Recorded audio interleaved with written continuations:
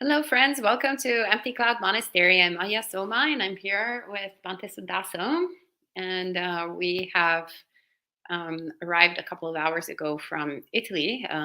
We were there for a month, and maybe Bhante Suddhaso, do you want to explain a little bit um, about our trip?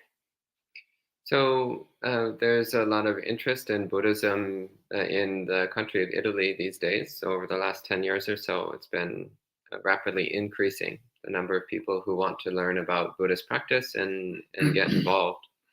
So we've been receiving a lot of invitations from all over the country to come and share Dhamma. And Ayya Soma, as one of the very, very few Italian Buddhist monks, has been kindly stepping up to the plate and offering Dhamma teachings. So we went to Italy for a month so that we could start responding to some of these invitations and offering Dhamma teachings. And also in the middle part of the month, we also took the opportunity to do a period of carika, which in Thai is called Tudong. So the practice of wandering for a period of time with no home, with no monastery, with no money, no food, no extra supplies of any kind. So just sleeping in the forest at night, walking from village to village during the day, living on whatever food people give us. So this ancient practice, which is actually right from the time of the Buddha. So this was what the Buddha and his disciples were doing from the very beginning of Buddhism. So this ancient practice of charika, of Tudong, of training the mind in this particular way. Great. Well, thank you, Bhante, for sharing that.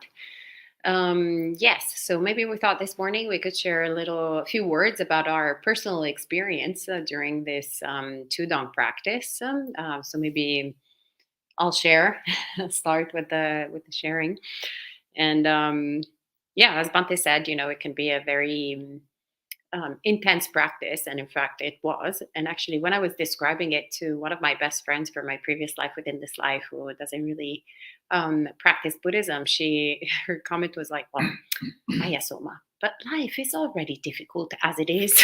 It's quite painful. Like, really, is this really necessary? Like, why are you doing this?"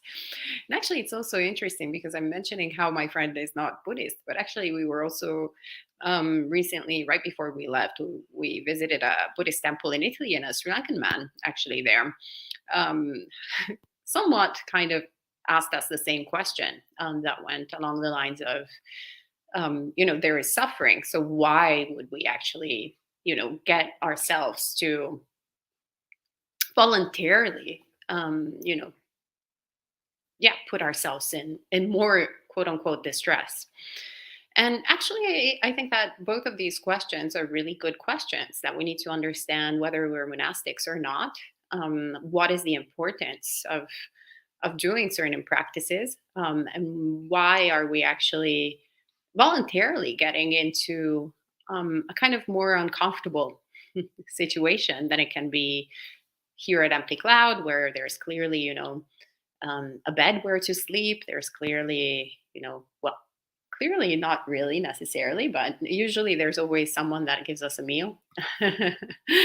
And usually there's also breakfast offered.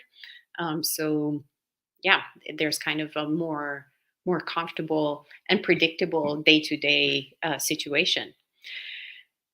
And I actually want to give a short answer by describing, rather than the Tudong practice itself, when I returned from my Tudong practice, I actually spent a night at my parents' place in Rome. And so so happened that actually one of my brothers was also visiting my parents at the same time. And uh, you know, we went to bed in our separate rooms, just like we did when we were children. And then we woke up in the morning, and my brother was going through a little bit of distress. So he went up to my mom and he was like, "Well, when are you going to change this mattress?" It's been so many years. Whenever I come here, there's always this really terrible mattress, and it's too hard, and like my back really hurts, and I couldn't sleep at all. And like then from the mattress, he started talking about the chest of drawers that is there, and he's like, "Oh, this chest of drawers is like so heavy and complicated to open. I mean, it's basically from, I think, our great grandparents or something." So he was like, "Yeah, maybe if you've got a museum, then you can store it there. But is it really needed now these days? There are all these, much lighter and much easier to use chest of drawers." And then he, from the chest of drawers, he goes to um, the floor, and like he has something to say about the floor or whatever. Anyway, it was one dukkha after the other. And my parallel experience to his was, wow, that was the best night I've ever had in my life. Because for the first time in 10 days, I actually had slept on a mattress. And for the first time in 10 days, I had actually like a place where to store things. And for the first time in 10 days, actually, I had shelter, like an actual, practical roof on top of my head, and no cold seeping through the through the flimsy walls of our tent. So yeah, my mind was deprived of suffering. It was actually full of gratitude. And in that moment, I really had such an appreciation for the teachings of the Buddha, even more than I normally do, because actually, in practicality, they allow us to remove all of this fluff that we get caught on with. Whenever we're experiencing suffering, then we actually try to find the escape from this suffering constantly in sensual pleasures, right? So we're like, okay, I didn't have a great night of sleep, so it must be the mattress. So let me get another mattress. And then you get this mattress, and maybe the mattress is too soft. And then you get this other mattress, and then it's too hard. And then the other mattress, it's neither hard nor soft, but you're still not sleeping well. So we constantly, look for new pleasant feelings, searching for more pleasant feelings, searching for more sensual pleasures, and they're actually not reliable. So we keep suffering, essentially. And instead, the Buddha gives us this other way of, another way out that is actually a lot more successful, which is stop desiring for your experience to be any different than what it is. Stop wanting for the mattress to be harder or softer or whatever it is that you wish, but just appreciate that actually you have something where to sleep. And sometimes these teachings can, if we hear them many many times, they can feel a little bit trite, and we're like, oh yeah, it's not really like that. But then when we actually reduce, we do voluntarily these practices, and it doesn't necessarily have to be a Tudong practice. One can also just take the 8 precepts, for example, during the Upasata. And in the very beginning, it might like feel a little bit uncomfortable. But then that creates the space, the openness, to really look at our mind and stop wanting, for example, to have dinner. Stop wanting for the allowables to be different than what they are, and just be content, be okay. Let go of the desire and be happy. And so this is the gift of renunciation. This is the joy of missing out, essentially. And that's why we do these practices. We don't actually take on some suffering, but actually we let go of suffering. And we see it precisely because it's such an intense experience, the one of, the carika, the Tudong. Such an intense experience, we really also have an opportunity to see how ridiculous our mind is. We wake up, maybe we've had very little sleep, and then we look at our fellow monastics, and everybody just bothers us for no reason. But we can see that that's the tension that's building up in our mind. We understand where it's coming from, and we also see the tendency of the mind to react to that unpleasant mental sensation. And so we can easily, more easily anyway, practice self-restraint. So not act upon that unwholesome sort of tendency of wanting to respond in an unwholesome way that is not for our benefit and the benefit of others. So anyway, these are some preliminary thoughts. Maybe Bante, if you'd like to share your considerations. Yeah, so the practice of carika, this period of wandering, um, so I think it's important to recognize that this is a practice which is for the benefit of many living beings.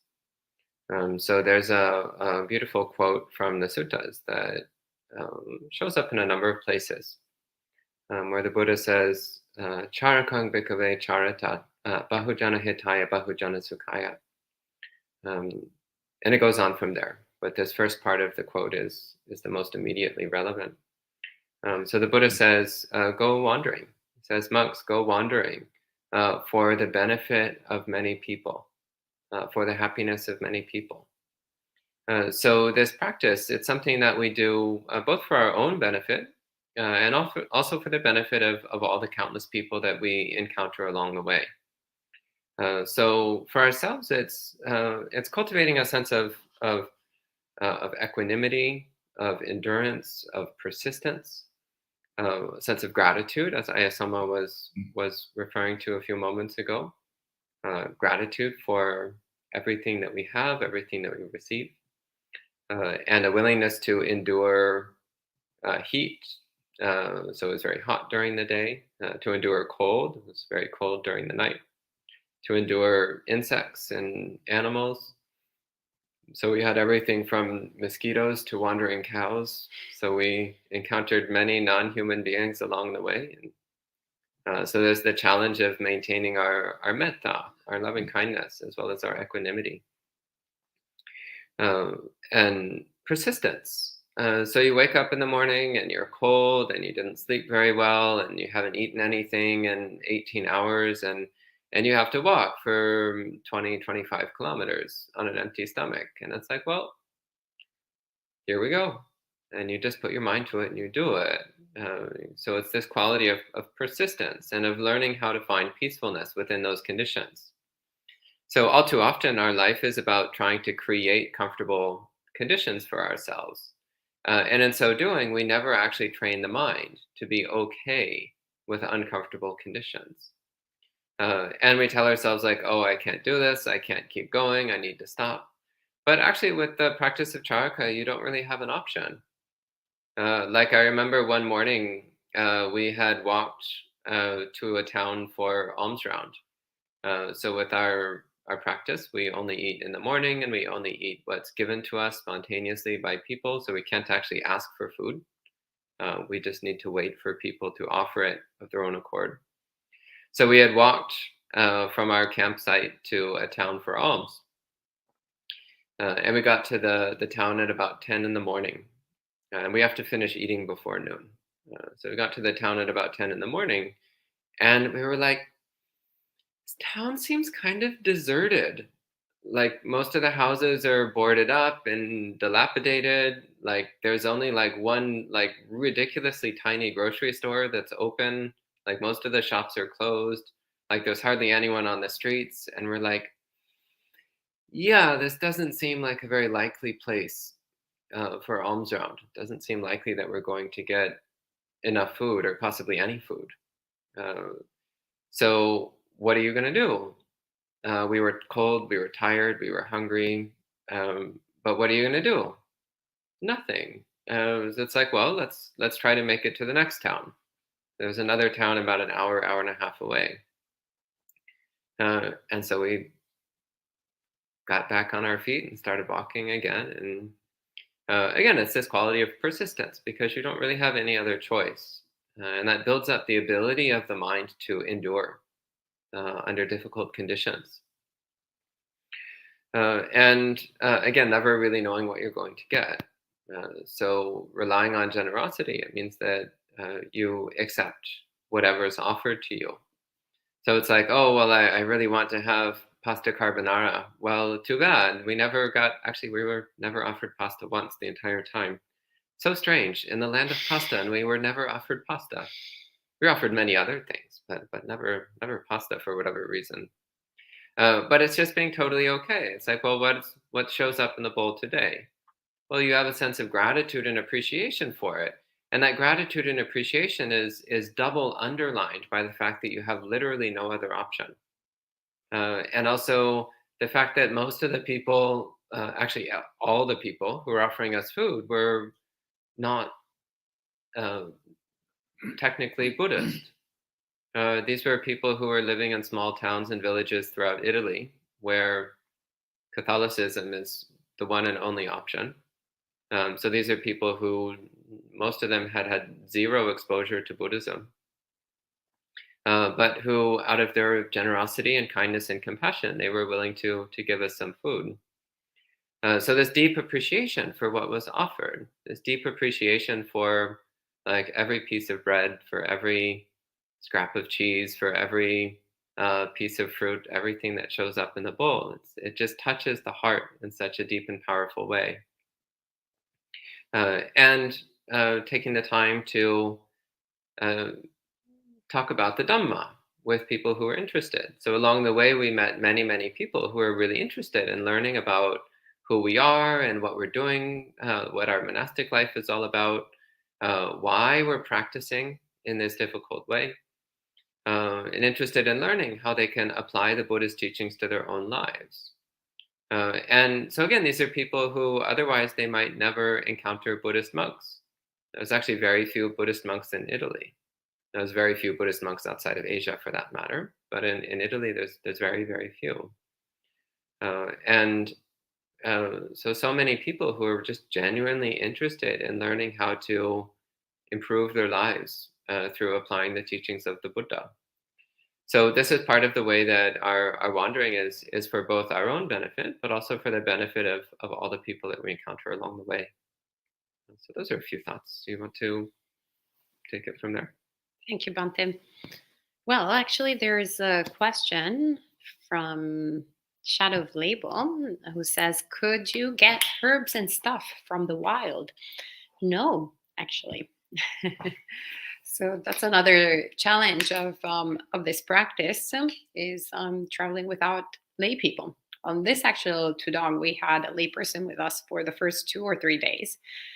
So actually, she, at a certain point, I think she got some, rather than herbs, she got some fruit from the wild Oh and yeah, offered it to us. That was actually quite nice. I remember it was a really cold, freezing morning where we had, as usual, only like 2 hours of sleep or so.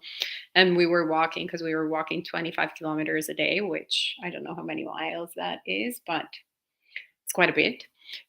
So anyway, then she found a few berries, well, a berry tree, and she harvested some fruit and she offered it to us. But then after three days, she left the Tudong because it was a little bit well, too intense. Fair enough. I won't deny that that thought crossed my mind as well. But actually, that's also the reason why I stayed was I had taken a commitment to stay till the end. And so this is also another thing that actually also Bhante touched on a little bit is that it's a way to strengthen, our perseverance, strengthen our effort in the practice, and strengthen our commitment to really doing what the Buddha instructs us to do. And so it's an aditana essentially. So I was like, okay, I said I'm going to do this Tudong for 10 days and I'm going to do it no matter what, no matter how cold I'm going to be, no matter how tired I'm going to be, no matter how grumpy I'm going to be, no matter, doesn't matter. I'll just, yeah, do it until all my blood dries out. And so, yeah, after she left, actually was very interesting because we had no way out. Even though, the agreement with the layperson, except for that day, was that she was kind of going to practice as a monastic, we all kind of knew that there was a little bit sort of a way out of what we were doing in the practice, so that if something if you get really sick, then maybe you can ask the layperson to get some medicine, right? Or or there can be some instrument. As soon as she left, that was completely erased from the table. And to a certain degree, it was actually very powerful, a lot more powerful, because yeah, choice is not happiness, as Ajahn Sumedho says. So we remove that choice, and then all you have left is contentment and being okay, and relying really on the faith, on faith in the Buddhist teachings, but also on faith that there is an inner goodness in everyone that you meet, and that has revealed to be true. So as Bhante was mentioning, obviously people in Italy are not Buddhist. Definitely were not familiar with this form, with these rags that we're wearing. But there is the sign of the samana. They are familiar with the sort of archetype of the monastic, because we do have a millenary tradition in the peninsula of monasticism, of Catholic monasticism. And so a respect for spiritual practice is definitely present in the culture, but also in general, it doesn't matter whether it's Italy, the United States, or anywhere else in the world, there is that genuine care, that genuine willingness to support others. That actually, that's the reason why we take these precepts as monastics, is to actually create the conditions for others also to exercise that, that care for others, that willingness to help out. And so this was the case, and that's, I think, why many people that we met were so happy to see us, because finally they had an opportunity to really to really exercise that, but to really make merit. And we had many people. Once we had also like breakfast offered, because someone actually he couldn't be there to give us breakfast the next day, and so he prepaid at a local coffee shop there for breakfast, and it was really sweet, because actually that's precisely like a story in our in the Vinaya, in our monastic code. So we have an allowance for lay people to do that. So it was beautiful to see in the raw, like really intensely, the monastic, precepts, and how beautifully they were crafted for us by the Buddha, and how beautiful so it is to actually practice, in the ancient way today after 2,500 years. Yeah, and for me, that was actually one of the really powerful effects of this charaka practice, is the sense of a direct connection with the Buddha, a direct connection with the life of the Buddha, and also an understanding of how when you're walking from place to place, you become visible to others, and when you're visible, then they have the opportunity to come and ask questions. They have an opportunity to be inspired by what we call the sign of the samana, so the appearance of a monk in their life. So when we're in cars, we're mostly invisible. A car drives by and you don't know whether or not there's monks inside. It's just a car driving by. But you see 2 or 3 or 4 or 5 people with shaved heads and brown robes, walking down the street and carrying their bags over their shoulders, and it's like, what are these people doing? What's their life all about? They're clearly doing something different from the rest of us. Why? What's going on here? So an appreciation for the visible presentation of a spiritual life, which then gets people to really examine their own priorities, to examine their own values and goals. At one point, we were talking to a young man in his 20s, and he was talking about how life these days feels so hollow, so meaningless, so pointless. It's kind of like this grinding pursuit of trying to get more money and trying to get this and trying to get that, but not really being happy or satisfied all along. And so then you see a monk walking down the street, and you're like, there's more to life than that. There's another way of living. There's another perspective that we can take, which isn't just built upon the acquisition of material wealth. There's more important things in life. So And coming back to what Ayya Soma was saying about like the person who uh, prepaid our breakfast for the next day. Again, this was a beautiful example of it because actually these people, we never asked them for breakfast. We never asked them to go and pay for anything for us. Actually, we were just walking down the road from one town to another as we did every day. And we happened to walk past this little roadside shack that this couple had, and they invited us in to drink some water. And we just got to talking about spiritual life, talking about the Buddhist practices and what we were doing. And then the people asked, well, where are you staying? Do you need a place to sleep for the night?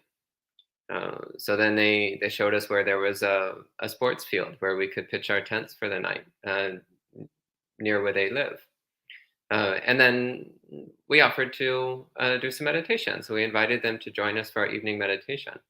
So throughout this, the whole period of charika, like in the morning, we would do meditation early in the morning.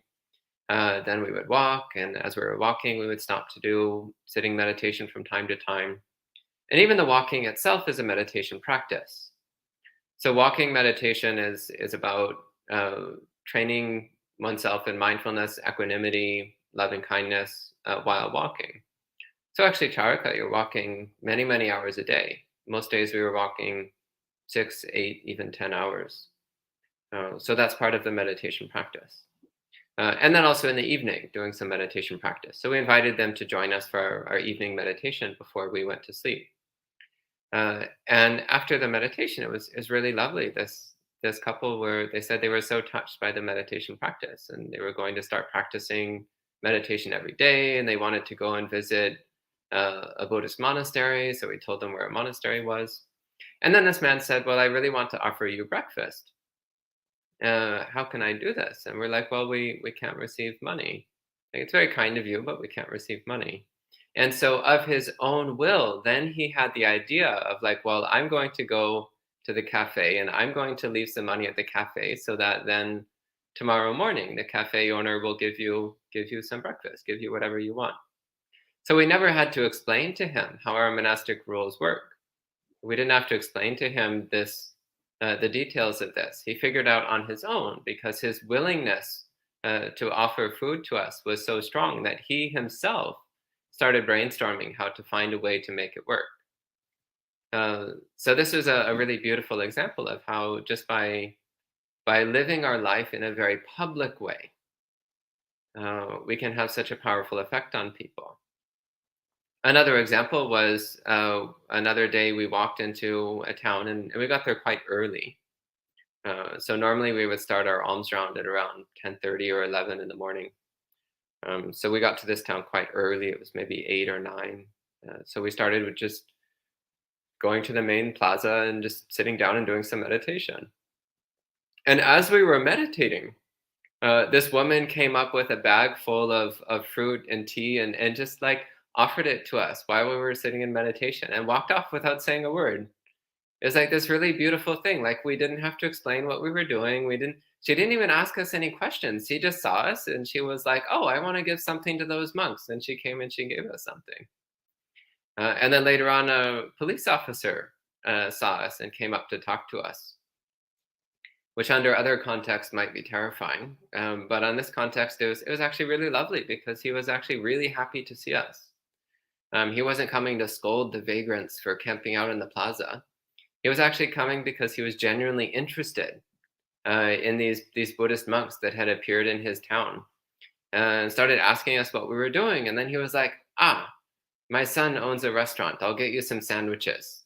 And he goes and he gets some sandwiches from his son's shop and started telling us about his practice with the Franciscans, which is a Catholic order which used to have monastic rules quite similar to our own. So monastic rules about not using money, having very few possessions, relying on the generosity of others. And he was saying how he really appreciated what we were doing because it reminded him of the old way of the Franciscans. And then he asked, do you have somewhere to stay for the night? And he arranges for us to stay in this old unused church on the edge of town. So it's this beautiful spontaneous generosity, and it creates these opportunities for people to encounter the Dhamma. So I actually remember many years ago, a young man had come to the monastery where I was at, and he had started the preliminary monastic training. And after a couple of years, he wound up leaving. And he said the reason he left is because the Buddhist monastic life is too public. But actually, this is one of the beautiful features of it. Our life is public because then we can have the maximum benefit. We can have the maximum benefit for the public, for all the people that can see us and interact with us. Do you want to take over from now? Thank you, Bhante. Yes, another thing that comes to mind, actually, since you were talking about the Franciscans, was that it was really beautiful also to connect with the roots of monasticism in the West. So, sometimes they can be like the Buddhist form can feel like so foreign and so detached from what we've grown up with. But actually, when you first look, intellectually at the history of monasticism, we can trace it actually at Eremo di Camaldoli, which is this monastery of the Benedictine order in Tuscany. They have a beautiful image of the history of monasticism on the walls, and actually they trace it not to the Desert Fathers in the Christian tradition, but they trace it back actually to the Buddha and to Mahavira of the Jain order, so the Hindus and the Buddhists. And there has always been this kind of syncretism, actually, within Catholicism as well. All the orders in North Africa, when they came into being, they were heavily influenced by Eastern spirituality, and so obviously we can see it in the books, but then we can also experience it in practice, and it has been actually quite beautiful to see also the welcoming of all the Buddhist monastics, because we visited several different monasteries in the Benedictine tradition as we were doing our Tudong, and also actually when we weren't doing our Tudong, and they were all so happy to see us and very welcoming. And they also offered us some food, the monastics there, and support and shelter as well. And the Dana Parami, as I call it, like they have an incredibly beautiful Dana Parami, so the perfection of generosity, of welcoming every single person as they were Jesus Christ, so that's their practice. And so we felt we were treated like Jesus several times by them. And seeing also, this tradition that is still alive, obviously in Italy, but it's significantly in a smaller form than it was in the history that I never personally experienced, even though I was born and raised there. But also the impacts of how the religious affects the secular. And so how, through all this history, essentially all these principles of hospitality, these principles of caring and of generosity, essentially this Dana Parami has been permeating the culture of Italy, which is why we were welcomed in such a beautiful way, I feel like, from everyone. So it was interesting to me to understand a little bit better my kind of religion of birth that I never really quite understood, to be quite frank. And I still don't. But I feel like I'm getting into the process of understanding it and learning it more, learning it better, and relating also to our Catholic sisters and brothers in a different way. It's been quite beautiful to create those. Also, to have the opportunity to exchange words of practice and understand how prayer can be sometimes related to meditation, to what we call in Buddhism meditation, and they call prayer in Catholicism. So that sparked some actually humbleness in not knowing really what other religious people actually practice or believe in. I have to say that was a very humbling experience, even though maybe it's our culture, maybe we've grown up with it. So I was like, oh, I actually don't know much, and it's nice to understand better how people are practicing, also because that can give you a better insight also in your personal practice, or what can be improved, or what can yeah, Shadow of Label says spiritual bridges. Exactly, yeah, spiritual bridges. We created a lot of spiritual bridges. That's a nice way to place it. So yeah, so that humbleness, of not knowing, but also that curiosity of learning from others and being open and not taking for granted too much, you know, our beliefs and our choices. So this is what comes to mind. And also on that theme, a deep appreciation for all of the Catholic monks over the past 1800 years who have uh, put so much work into establishing a monastic culture in Italy. So, although these days there's actually very few Catholic monks, so their numbers have been diminishing rapidly over the past few decades. But over the past, again, 1800 years, they've put so much effort into establishing monasteries and monastic communities all over Italy, and showing to people how having monastics as part of your country, as part of your life, is something which is of benefit to everyone. So sometimes there's this idea, um, again, especially in cultures where monasticism is not a major feature, but sometimes there's this idea that when someone becomes a monk, they just disappear from the world to go off and selfishly do their own practice and leaving everyone else behind. But actually, that's not the case. So also in the Catholic tradition, there's this idea that one becomes a monk for the benefit of everyone. That one's monastic practice, is something that one is doing for the betterment of society, not exclusively for the betterment of one's own heart. So again, they've over the past 1800 years, our Catholic brothers and sisters have put so much effort into establishing a monastic culture in Italy, so that even though these days it's become quite small, still the people in Italy have a sense of the value of monasticism, an appreciation for how the monastic form is something which enhances and enriches society, something which brings a lot of goodness to the world. And I think this is one of the reasons why we were so warmly welcomed by so many people, which is that although we're not Catholic monastics, there's still a deep appreciation for the value of monastics in general, an appreciation for how monastic practice is something which makes the world a better place.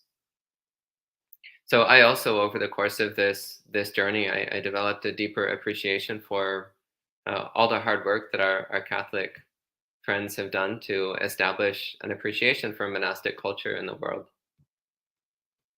Great. Thank you, Bhante. And well, we have lots of people saying hello, but no questions. If you have any questions, you're welcome to type them in, and we'll try our best to answer them. Otherwise, you can save them tonight for Monk Chat, where Bhante J, you're going to be there, right, Bhante, tonight? Maybe, maybe Bhante J will be there. Maybe some other monastics. Anyway, where there will be some unknown mysterious monastics showing up and answering questions. And yeah, anyway, good to see you all, friends. Yankee, John, Nitesh, Charles Lee, good to see you. Victoria, Chaitful, and Shadow of Label, of course. Ashok, Nilayati, Reem, Manal. Good to see you all, friends. Jayanta, maybe you're going to come this weekend, hopefully, so we can also see you in person. And hello to Patricia and Shristi. Okay, so nothing really is showing up. So maybe we can end it up here. Yeah, so feel free to bring questions to Mug Chat this evening so you can have some time to reflect upon what we've been saying and also any questions you might want to bring for discussion this evening. All right, so we can end with 3 sadhus. Sadhu, sadhu, sadhu. Okay, and we'll see you next time.